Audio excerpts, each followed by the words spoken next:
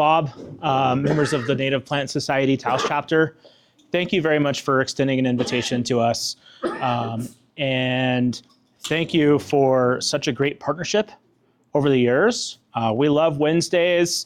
It's always so fun to just drive into the parking lot and see so many cars there and just see so much activity around the place. And you all have helped us really make that space more of a community space. And thank you for that. So a bit about Taos Land Trust. We were started in 1988. We were the first land trust in the state of New Mexico. And we came about because there was a beautiful pasture that had gone on the market. There was a lot of concern that it was going to be developed. And Polly Ray, local businesswoman, she owned the John Dunn shops for a long time, also supported a lot of good causes. She got together with some other people and they said, California is doing this cool thing with land trusts where these organizations work with private property owners and the property owner gives up their right to develop all or a portion of their property, and in exchange, they get a bit of a tax credit at the federal level and also at the state level. Why can't we do something like that in Taos? So Taos Land Trust was formed.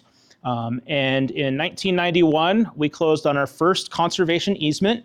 It was the Waters property. Frank Waters, very well-known author, was helpful in making in connecting representatives from Taos Pueblo with contacts of his in Washington, D.C.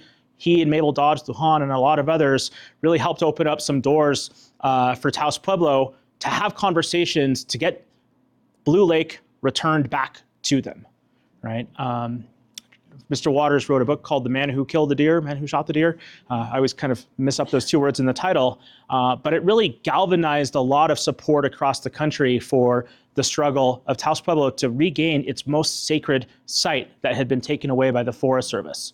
So 1970, Richard Nixon, of all people, returned Blue Lake to the tribe. And, he was a very passionate conservationist, worked with the land trust, put his property in El Salto in a permanent conservation easement. And I think, Jim, you've been out there and visited the property. One thing about what we do is every year, every one of the conservation easements that we hold, and now we now hold 55 easements across the state. We don't own all those properties. They're owned by other folks, but we hold the promise that they will never develop. And every year we have to go out to those properties and make sure that they're keeping their end of the promise, right? So the great part about our job is every year we could go and see these fantastic properties, right? And we could always use some volunteers to go help us monitor these properties, right? And so if you want to spend an afternoon hanging out with some cool people and seeing some beautiful properties, we invite you to help us come monitor. We try to do all of our monitoring during the good part of the year. So like May, June, July, August, even September and October are okay. But it's an opportunity for you to see some really iconic properties. And if you think about some of the work that we've done across Taos County, some of the signs that you may have seen, right? We've helped preserve working farmlands in Arroyo Seco, catty corner to the Arroyo Seco post office. That's the Lopez easement. They were also early supporters of us. Several of the pastures in El Prado, across from the El Prado post office. Pretty much anywhere you look in Taos where there's a post office, there's probably a land trust property nearby.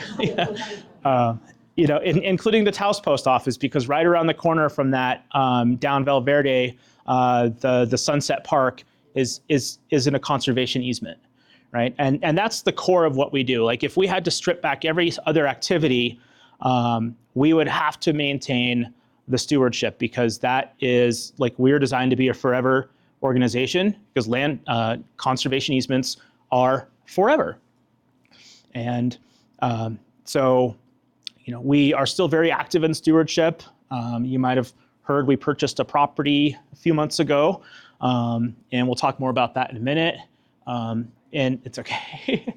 And we're also about to close on another conservation easement, adding about 80 more acres to our portfolio near near Ojo Caliente, actually near like the Carson Road turnoff, just a couple miles north of that, when you get to Highway 285. And then we're in conversations with a few other property owners in this area about some more conservation easement work. So we're very much still in the conservation easement business, and look forward to continuing to preserve acreage for many more years to come. And that's just one way that we preserve open space. We also, from time to time, will have properties donated to us or buy properties. That's how Rio Fernando Park came about. Again, it was 20 acres in the middle of downtown Taos, beautiful wetlands on it, developer's dream. And our director at the time, Christina Ortez, was able to raise the funds and purchase the property. And with your help and with the help of many others, we've turned it into a park that sees about 100 visitors a day. So about 36,000 people a year. And that park is used by toddlers in little forest schools, parent groups. I mean, you see the activity that comes when you're there every Wednesday. We've got walking trails. We've got a very active bird population. We see a lot of birders there as well. And we also bring a lot of school groups out to the property, so we can show them the work that we're doing in land restoration, in regenerative agriculture, in conservation, and what it means to have a public space that is free and accessible for everyone in the heart of our community. Right? You all know this. Yeah.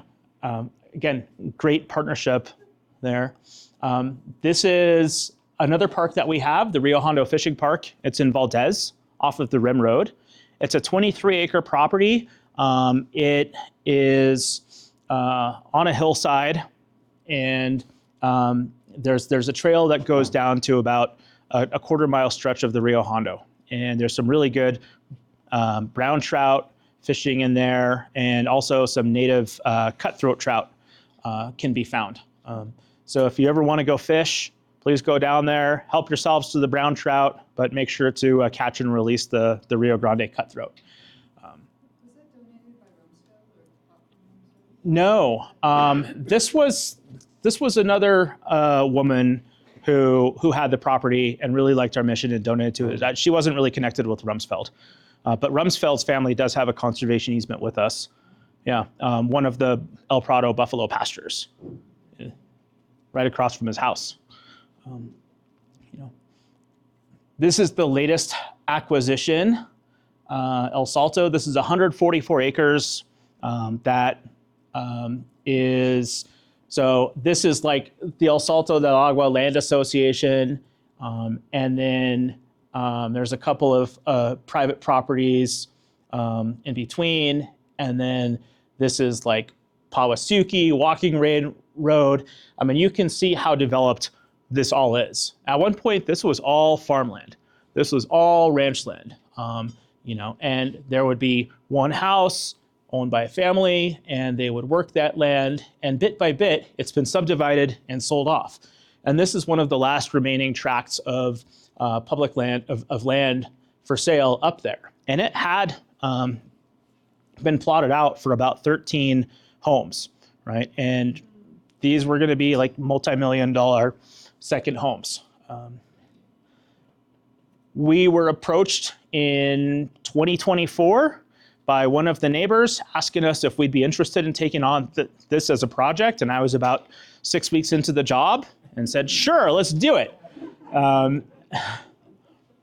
Ended up raising $1.55 million to purchase the property, and we closed the deal in December. And over the next several years, this is gonna become a new open space in the northern part of, in the El Salto area. We don't quite know yet what the access is going to look like. There are some trails that were created by neighbors. So our next step is to start having those conversations with folks on Pawasuki, folks on Marquez, folks on El Salto Road first, to see what they feel comfortable with. And then after we've built that trust, that relationship with the neighbors, we're going to invite community to come in and share their ideas as well. And all of that will go into what eventually will be a new open space. We also need to do some fire mitigation work in there. It's quite overgrown.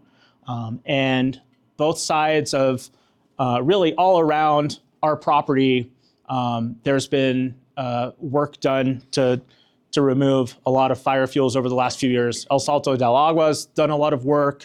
A lot of the neighbors have used the Soil and Water Conservation District's grant program to get work done, and it's a good program. If you have some acreage and it's overgrown, encourage you to look at that, because they will pay for contractors to come in and help you clear that land.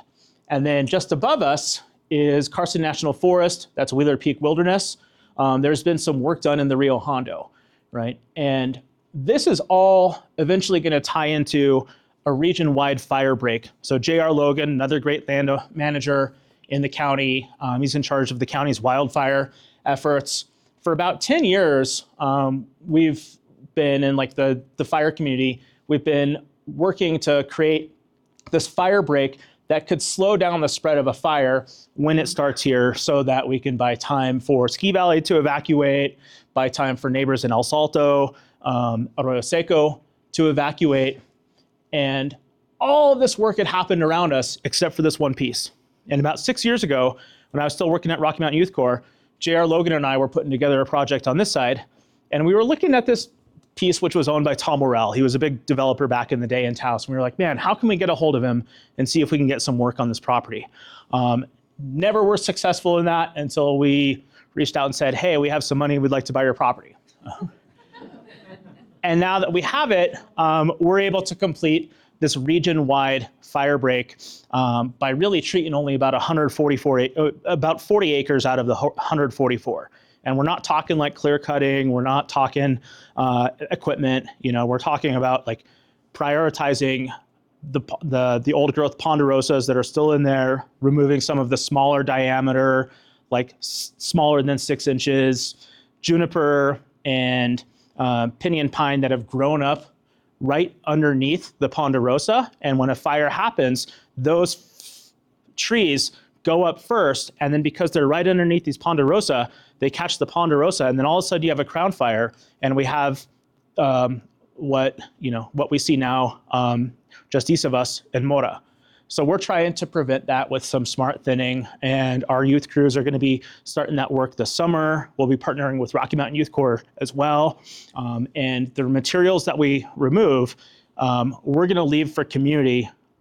The materials that we cut, we're going to leave for community for free firewood for folks for the life of the project. Yeah, it's okay. Yeah. Another thing that we do is our education garden program. The large garden beds across from the native plant greenhouse, those were initially planted with Vista Grande High School. And Nora Wicks, who's our associate director now, for quite some time, she had worked part-time with Vista, part-time with us as a contractor, really built out this program. And it was cool to see high school students coming over a few times a week and reconnecting with the agricultural history of this area, really learning where their food comes from. No, it doesn't originate on a store shelf. Someone's got to grow it first, right? And they were able to do that, and they were able to take food home that they had grown. And every year we give away about 4,000 pounds of food. And what we don't give away, we'll sell at Talpa Market usually with like a pay what you can approach, because we think food is a right and there should be as few barriers to accessing it as possible. And for some people, $2 is a lot of money for a tomato. And if they've got 50 cents or they want to trade something, here's a tomato. You got to eat. But we're excited about this because this year we were just doing the numbers, and we've had 819 students of all ages coming through doing programs. Interns come in from Vista Grande or Taos High School or Taos Academy Charter School. We've had other school groups come in. We just finished doing a greenhouse series with Ranchos Elementary. And we have a group coming in from the Red River Community School tomorrow. We also go out to schools. We've taken Coconut out to Arroyos del Norte Elementary, Taos Integrated School for the Arts. We're trying to get ourselves out there as much as possible and bring folks on our property too. Because when we start reconnecting people with the history of this area, it rekindles these memories. They go home and they talk about playing with a goat and getting their hands dirty in the soil, and their grandparents are saying, "Oh yeah, we used to do that. We used to grow more of our own food." I mean, it's only been in the last 80 years really that we've gone from growing or raising most of what we ate in this community to having to buy it.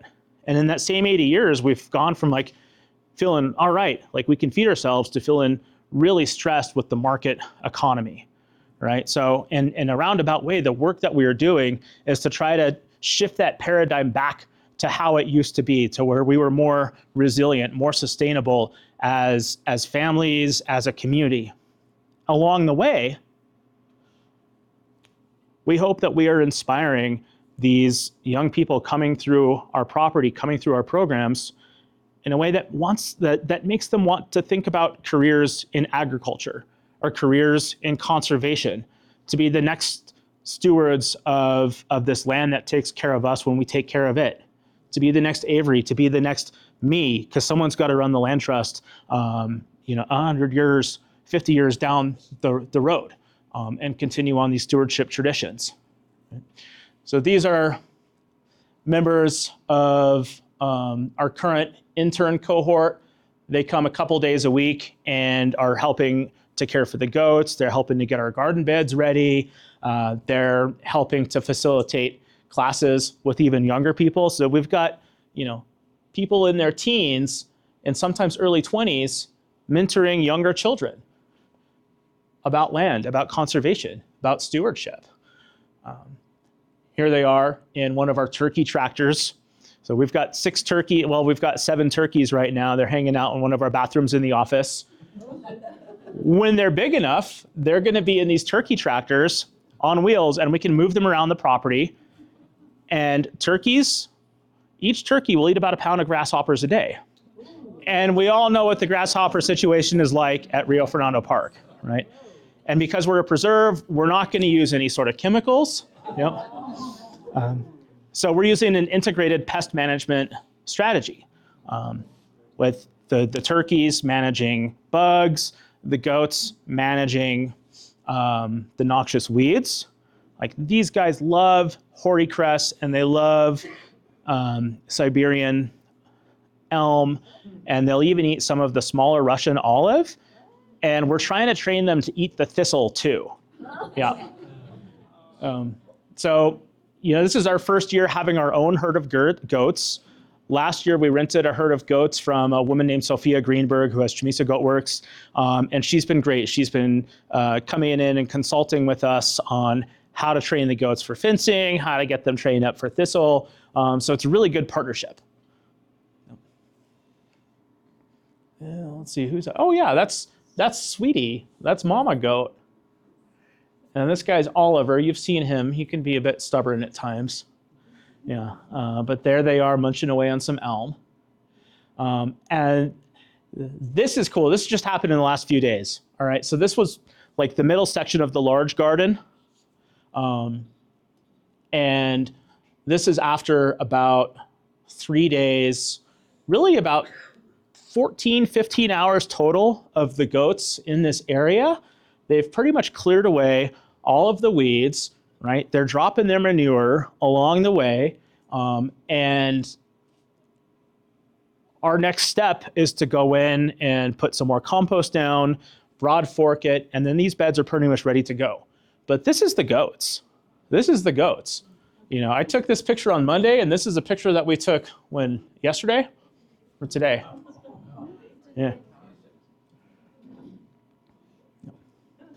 All right. I'll turn it over to Avery for a minute. Can you all hear me? Okay. My name's Avery Blair. I'm the Parks and Working Lands Manager. So we'll get into a little bit more of what the Working Lands program is. I started at the Land Trust last July, so I'm coming up on 1 year, and I'm really enjoying it so far. I came from Arkansas. I was working for Arkansas State Parks and a little bit for the USDA there, and then I moved to Taos, was waiting tables and trying to get back into like doing something more meaningful personally for me. So it's nice to get back into my field. So the Working Lands program, the sort of bread and butter of it is that we do workshops that are free to the public, and we do equipment rentals. So all of our equipment rentals are offered on a sliding scale price because we want to reduce barriers for local and small scale farmers. So instead of a farmer having to drop, $50,000 on a piece of equipment they might use 5 times out of the year, we apply for and have been very lucky to receive grant money that pays for us to purchase these pieces of equipment, and then we rent it out to people for a day for $150 usually. But even if that doesn't work for them, we accept trades. We will reduce the rates, and we do work with people a lot on that. So some of the equipment that we rent out is the no-till seed drill, and that's the most rented piece of equipment. And then we have a wood chipper, a boom sprayer, a roller crimper, and we just purchased a 6-foot brush hog. And then just this week, we decided that we're getting a lot of inquiries from people that were starting their garden prep for the year, and they were running up against challenges with some of this sort of medium equipment, things like broad forks, seeders, ladders, stuff that we have and can offer to people for very inexpensive. But again, a broad fork takes up a bit of space in your garage.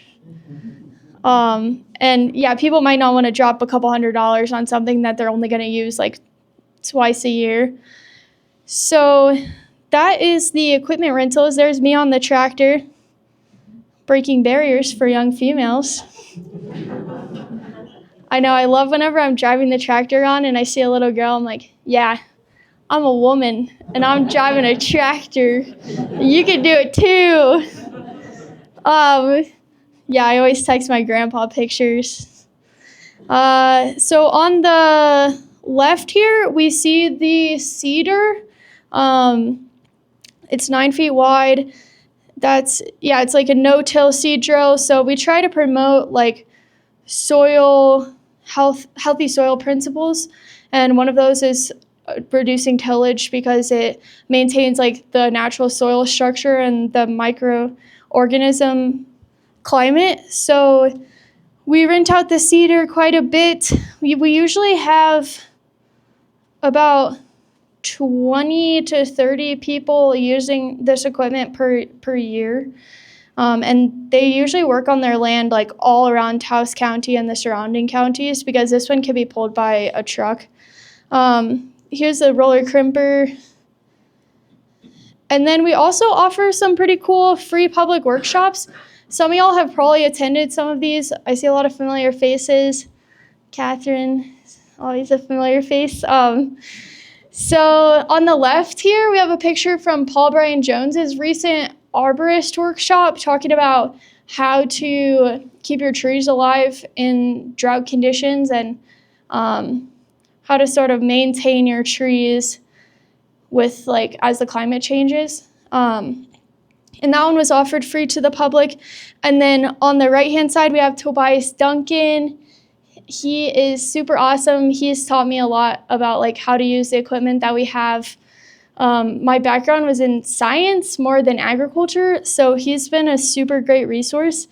But here he is, a picture from our biochar workshop, and that's Baby Coconut on the one of the biochar setups. We didn't have the fire going. No. Burn ban. Yeah. We also just launched our wood chipping rental program. So in these photos, this was actually our very first chipping job. We have our contractor, Aaron, here in this left-hand photo, and we have been working with landowners within like a 15-minute radius of the land trust, and we will drive our tractor out to their property with the wood chipper attached. It's PTO powered, and then a lot of times they'll help us like put all the branches in, but this has been something that was a huge need in the community. I've gotten quotes from some other wood chipping services in Taos, upwards of like, one person said it was $10,000 for the job. Some people have said it's like $400 an hour. And we're offering this on a sliding scale that goes all the way down to potentially half a day for $100. So yeah, we have a trained operator come, give a safety talk, and people have really been enjoying this for fire mitigation on their properties and to create defensible space. A lot of people have like big brush piles on their properties, and they're super worried about fire because they can't do controlled burning. So it's just building up, and wood chipping is fantastic for getting rid of those piles, but also for creating mulch that people love to put on their gardens, around their fruit trees. I've been spending too much time with Paul Brian Jones. All I think about is fruit trees. So yeah, if anyone's interested in the wood chipping program, they can email me. For the people on the radio, my email address is Avery, Avery, @taoslandtrust.org. Then, this is really my life's work. We're getting into the nitty-gritty. Cover cropping. This was the first thing that I learned how to do with the tractor, and I feel that I have like so much pride in it. So on the left-hand side is right after we ran the seed drill over our sort of back fields, and you can see it's very barren. There is like a lot of weedy spots and tons of prairie dog holes, but not much moisture or organic material in this soil, and nothing was growing. It's just like bare soil. So I, with the help of Tobias, planted cover crop in these fields, and now you can see my cute little rows of cover crop growing. They grow up so fast. But cover crop is really fantastic for planting in like very degraded soils and getting something established. And then you can go in later and add like pasture grasses or native grasses. But all of the cover cropping we do is with the no-till seed drill. And it's been really popular in Taos for other people to use that. Now we'll get into the community garden. I took this picture today and it was kind of cloudy and sad looking, but it's a fun space, I swear. Darien was in charge of the community garden this last year, and then this year I took that on.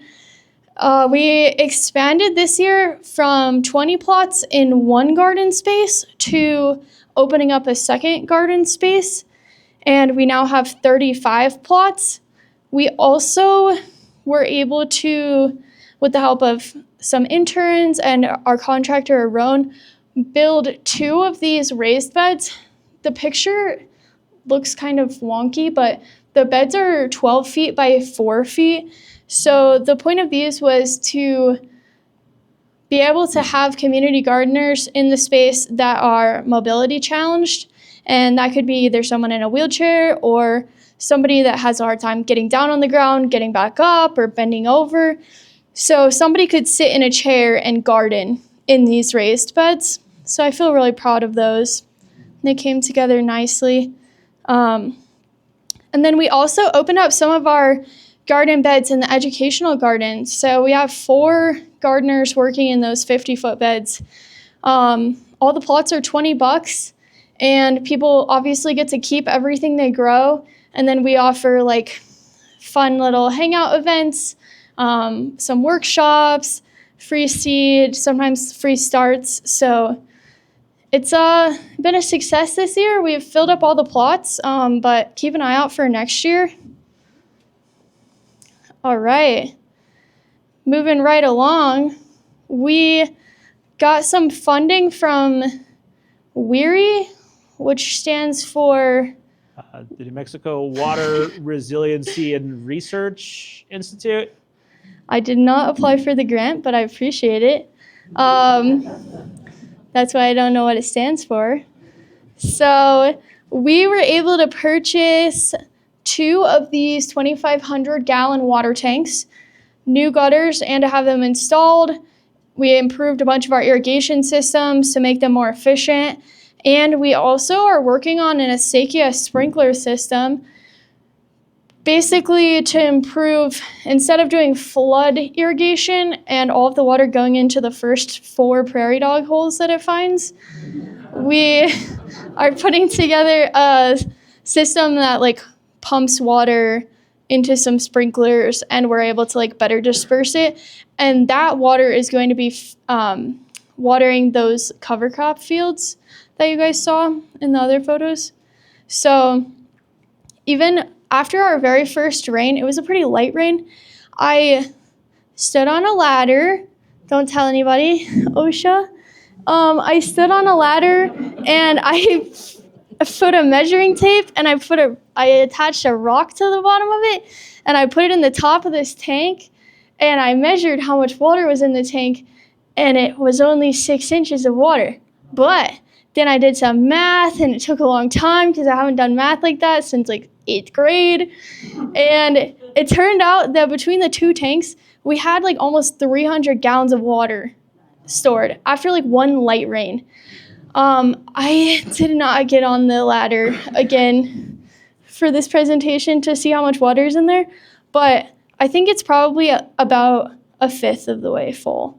So we've really been able to kind of combat the challenges of like climate change, having a drier climate, less rainwater, way less acequia water, and we're doing that through mostly like rainwater catchment and storage, and then being able to like rely less on the well.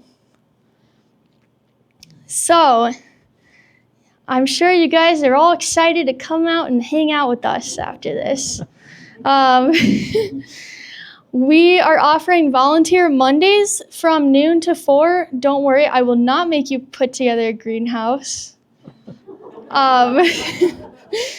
We are mostly doing some noxious weed remediation, and then I think we're also going to be assembling some Johnson Sioux bioreactors and learning about compost. So you'll learn something, you'll get a little workout in maybe.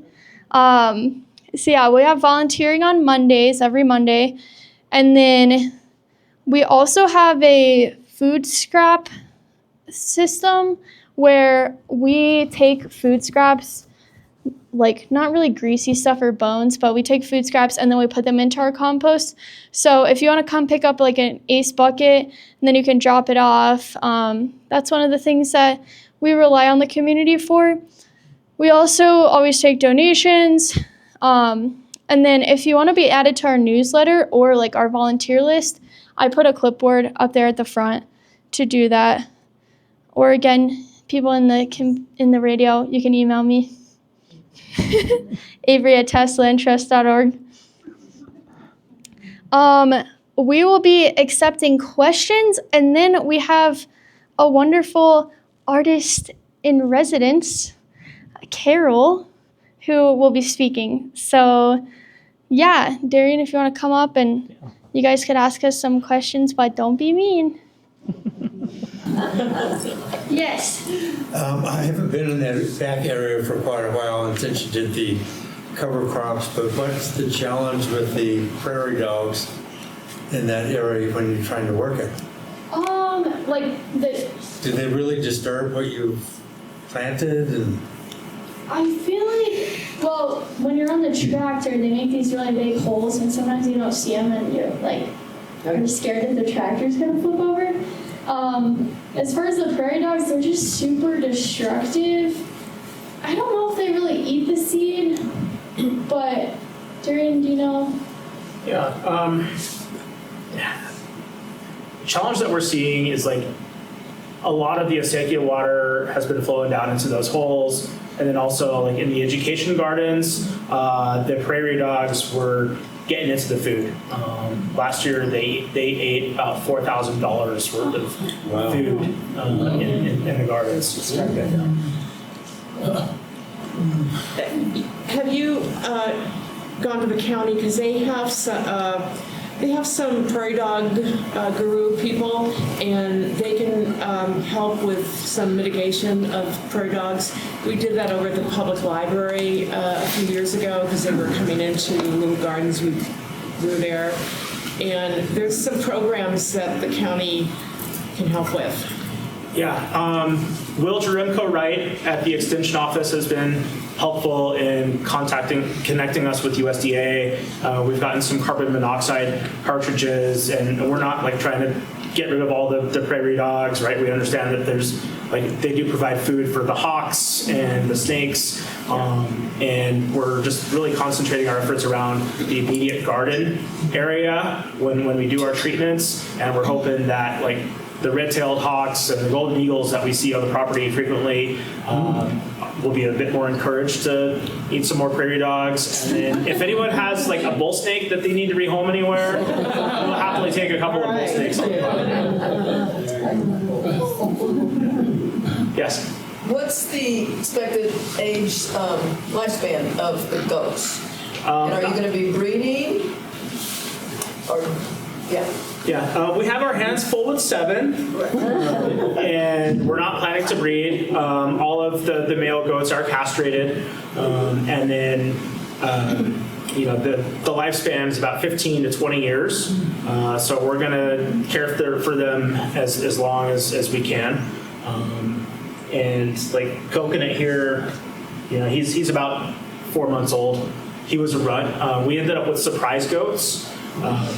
We were the first pair of goats that were gifted to us. One was a wether, so castrated male, and the other one, the donor thought that she couldn't get pregnant. He had been trying to breed her, nothing worked, and then a few months later, in the middle of the night, Nora messages us and says, "Hey, we have goat babies." So we think she had just gotten pregnant when she was given to us, and she had 3 goats. She only has 2 teats, and she pushed Coconut away because he was the runt. So for about the first month, he lived with us in the office during the day, and then we would take turns bringing him home at night and bottle feeding him before we reintroduced him. So he's particularly friendly with humans. Yeah, Kathy, and then Catherine. Which one? Kathleen. I'm sorry. Go for it. Librarian Kathleen. I have 2 kind of, the first one is I didn't quite catch, Avery, what your cover crop is, because I remember a few years ago they were growing barley or rye or something, and a local distillery was using it. I thought that was really cool with that collaboration. And I don't know if that's something you're doing now or something you can do in the future. Yeah, the mix that we put down in the fall, and I just put it down yesterday in anticipation of the rains, is a winter rye, clover, hairy vetch, Austrian pea mix, and mostly the rye came up, and so we were surprised by how well the crop came up. So we were thinking about partnering with the Rolling Still again and maybe trying to do a trade or something. And we're going to save some and make a bunch of bread for our fall event. Yeah, and the bread. And then I guess I just never really understood land trust. I assumed that all those properties that you owned, and I could never understand where you got all that money and how you could own all that property, but now you're saying that you don't really own them. So I'm sorry, maybe I should do this as an aside, but can you kind of guide me through the land trust process? Yeah. So if a property owner wants to preserve their land, sometimes it's working like farm and ranch lands, other times it's just open space that they don't want to see any development on. They'll work with the land trust, and we're the paperwork experts, really. We help put together the conservation easement deed, where they're like deeding, the conservation values over to us.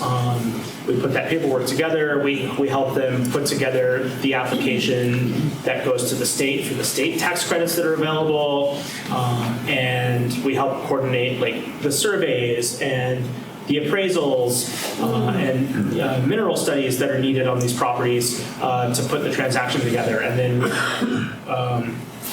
we sign it with the property owner, gets recorded at the county clerk's office, and then it's a forever transaction with that land. And they're really making a promise with basically when they're putting land into conservation easement, they're giving up those conservation. They're giving up that right to develop. The IRS sees that as like an in-kind donation because they're basically like giving up a portion of money that they could make if they subdivided and put a bunch of houses on that. So when they put a conservation easement, they're making a promise really with the IRS that in exchange for like the tax credit, they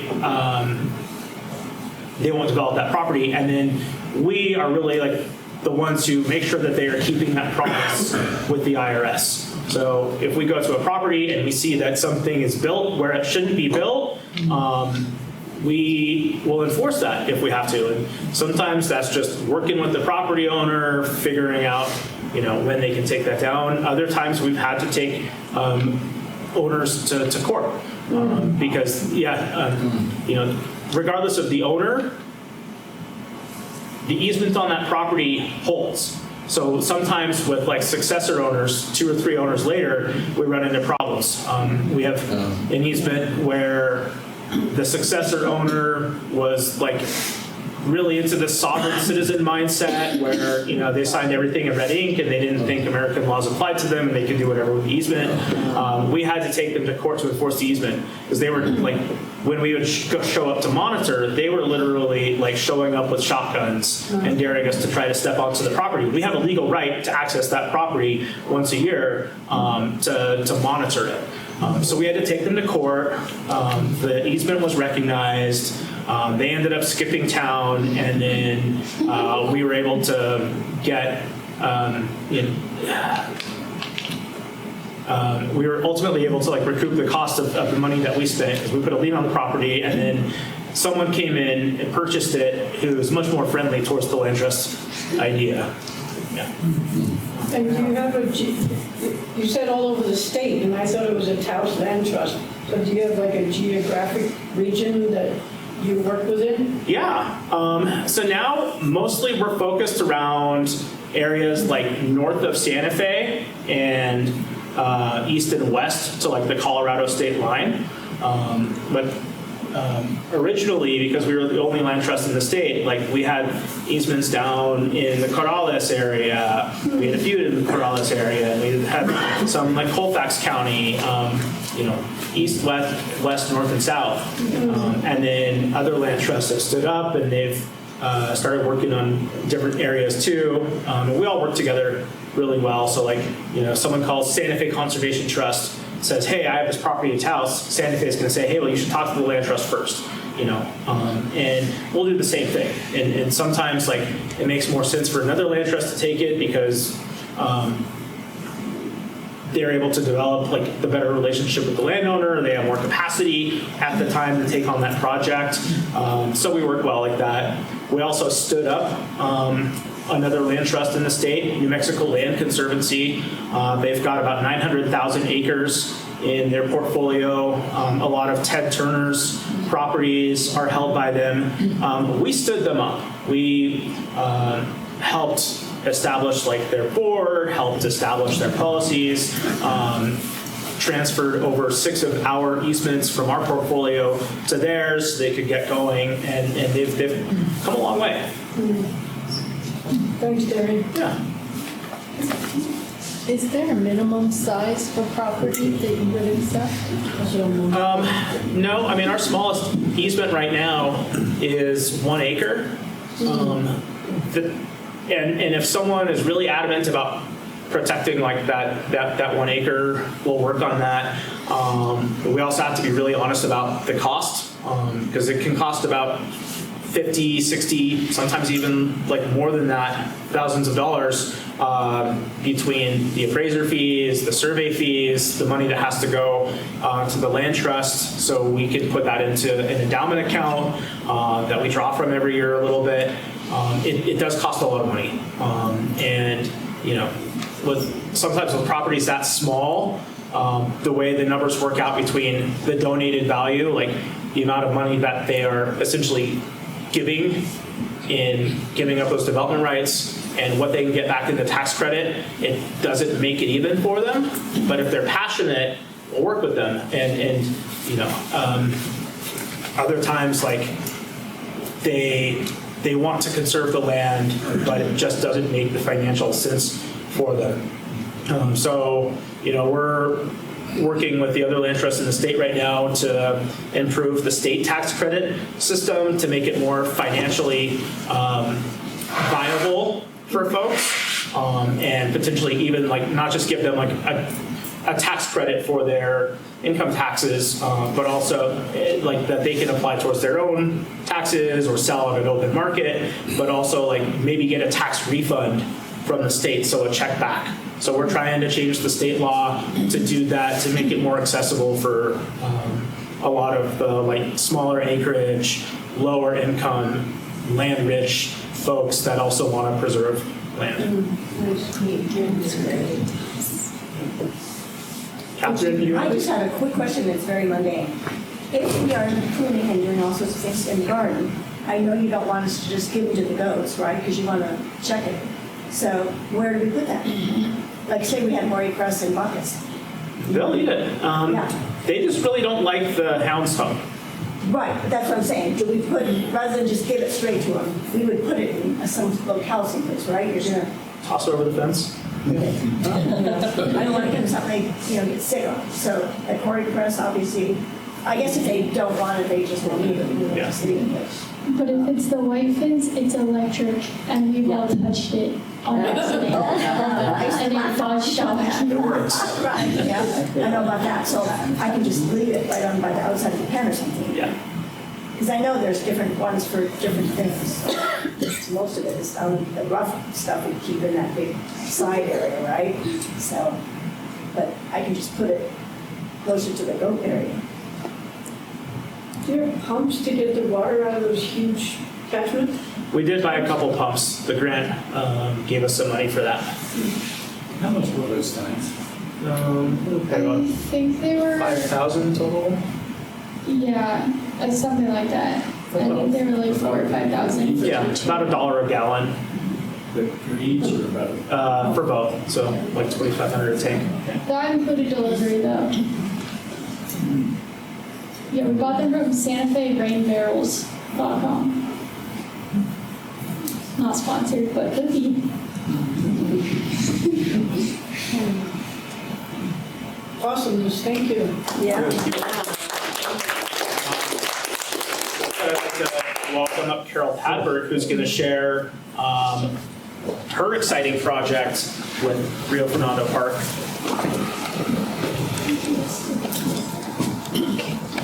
Awesome, thank you. How inspiring. I'm so glad to see your presentation and learn more as I'm beginning a relationship with the Taos Land Trust. So my name is Carol Padberg and I'm an artist. I'm engaging in a fellowship that is made possible by the Taos Land Trust, the Taos Center for the Arts, and also the National Endowment for the Arts. So we're really lucky in Taos to have this NEA grant that focuses on community art. And I'm going to show you what I have proposed for the Land Trust and what we'll be accomplishing over a few phases. So the project is called the KINection Garden, kin being as in kinship. And I know you can't read all the details on this little map and low-res image, but I want to give you a sense of what this garden is all about. So to start with some of the features of the garden, we're going to have a living willow tunnel as a play space. We're going to have a set of dye gardens and an area for heating up dye pots, as well as firing ceramics, a fire pit for making charcoal. And the theme of the garden is that we're providing a space for reconnecting with the web of life. And so I'll talk a little bit more about that in a moment. But other features that you can imagine include a long fence that is a warp that people can provide the weaving of with some of the plant material that will be part of this garden. Also areas where traditional food sovereignty systems are shown, like waffle gardens, like meal bus, where you have, say, the three sisters growing and supporting each other and showing the kind of kin relationships that exist on this planet. We're also going to have areas where children can have a space to build their own imaginary and real things, whether that is forts or whether that is little tea party areas where they're making the elements that they're playing with from the environment of the garden. It will also be the kind of space where you can go to after something happens in our everyday lives where we just need to decompress and be amongst the flowers. There will also be an area for fiber so that basket arts can be supported, cordage can be made, and other traditional uses of fiber plants can be taught. So that would include dogbane, willow, a whole host of vines and plants that are great for fiber. I want to thank Jennifer from Taos Landscaping, who has spent some time donating her time with Taos Land Trust and coming up with the initial plan for this garden, and she and I will be working together to build it out. So some of the themes that are near and dear to my heart that we've already heard about tonight include trying to help people understand that for the bulk of human existence, we have not been part of a market economy. When we were making things from materials, we were in kinship relationships with those materials. And so in some regards, you could say this project is about re-indigenizing, having that kind of connection with the world around us, especially for those of us who might be descendants of settlers. Another theme of the garden is healing. As I've mentioned, it will be a place where one can just be in this verdant environment that is full of life, and is less a garden with labels on everything so you know the names of every plant, and more a space where you're given an introduction and then you can wander and you can see what plants tap you on the shoulder and want to be related to, as I'm sure you all understand being members of the Native Plant Society here.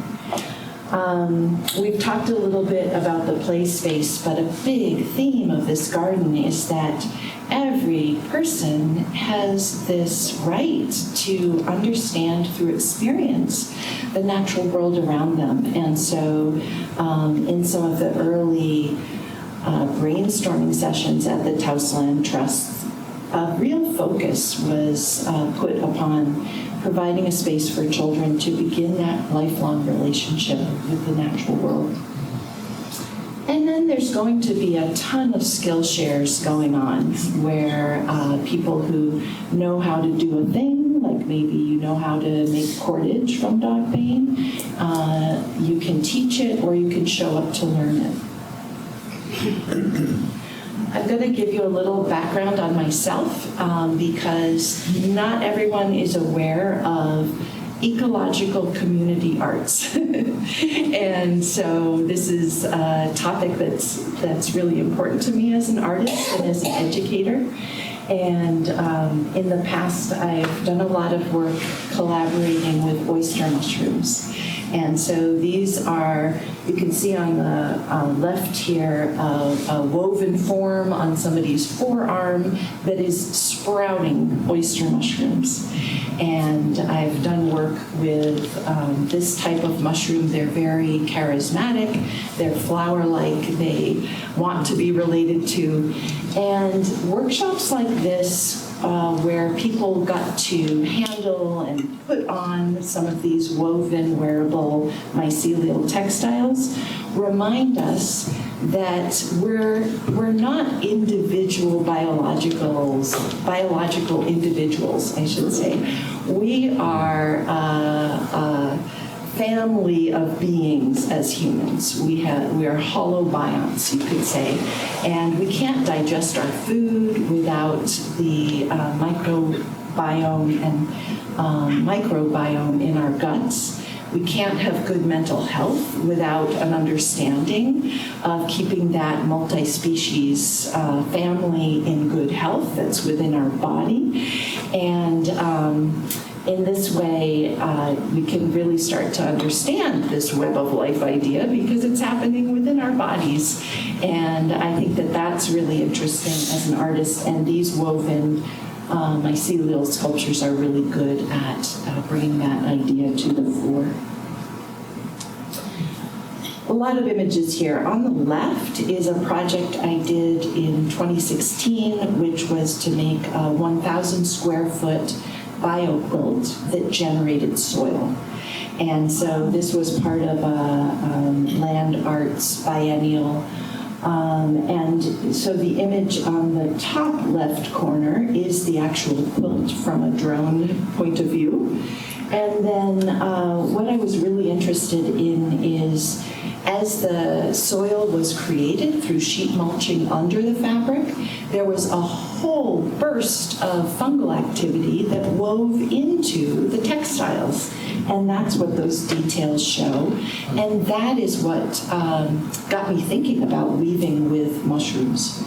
On the right is a project called Nook Farmhouse. And that was taking a very narrow, small urban lot in the shadow of the interstate and seeing how much life could be fostered within that space. So this is where I was living with my husband, Paul, who's here tonight.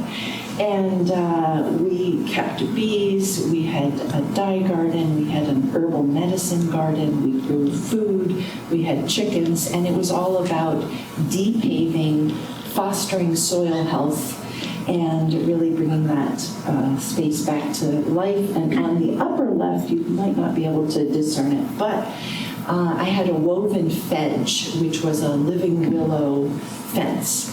And so that technology is what I'll be bringing with that willow tunnel for the children. Another project, and this was done in Hartford, Connecticut, was the Hartford Citizens Curiosity Cabinet. And trying to take that idea of the Curiosity Cabinet, which was a type of mechanism where the wealthy folks in Europe would take lovely things from all over the world and present them in museum-like situations. This was before museums existed. And taking that idea but sort of undoing it by conceiving it as a mobile eco lab where students could learn about bees and do simple science experiments. This was designed by teenagers in the neighborhood studio program in Hartford. And so I was an artist in residence for that. And we built this mobile lab with a huggable bee, because the teenagers realize that the kids are afraid of bees sometimes. And so to inform them about pollinators through a bee that you could hug was a really magical combination. And so you can see in that middle image, you could ride your stripy black and yellow bike and bring this mobile lab to schools. And on the right is one of the schools we visited, and the kids were lined up for hugs with Bo Bee. That's all I've got for tonight, but I also wanted to mention I'm a sheep farmer, and I farm in ranchos. And if you're ever driving up on Tom Holder Road towards Cuchilla, and you look on the left and you see sheep, that's our sheep. And so I wanted to encourage you to reach out if you have ideas or things you're excited about with this project that you'd like to discuss further. Just let me know. I also have some cards on that table. So any questions you have, I'm happy to take. Carol, could you mention your website? Thank you. Yes, for the radio audience, you can check us out at www.ironandindigofarm.com. And then for more on my artwork, that would be www.carolpadberg.com. And yeah, let's move into some questions. Yeah, I have a question. You had a slide that showed some dates, August and whatever in the summer. What Yes. were those dates? Thank you for mentioning that, because that was an example of workshops that happened in 2016. So part of this project is that there will be new workshops that will be set up for this part of it, which is the mycelial experiences with the weavings. And I'm thinking of a project that will involve these mycelial weavings that are on the ground that you can relate to, not through placing the woven textiles on your body. Post-COVID, that has been a little more difficult proposition to excite people about. But there is a part of the KINection garden that involves mycelia purifying water, which I'm really excited about. So stay tuned for more on that. And once we're working with the oyster mushrooms, which we'll get from local forests in the mountains, there's the local oyster mushrooms. There will be more workshops with the mycelial weaving, so stay tuned for that. Thank you. You bet. So maybe just to follow up, when does this project start? And, just, when you Time start frames. breaking ground? And it seems like it's like acres and acres of what you're talking about. Where in the park is that going to be? Do you know where that community garden is with the plots? Yeah. It's right around there, and that will be actually included in the garden. And so picture an area around there that is bordered by the acequia, the community garden, and we're still defining the actual, where the stakes will be. And I think in terms of time scale, you're going to see activity begin in June.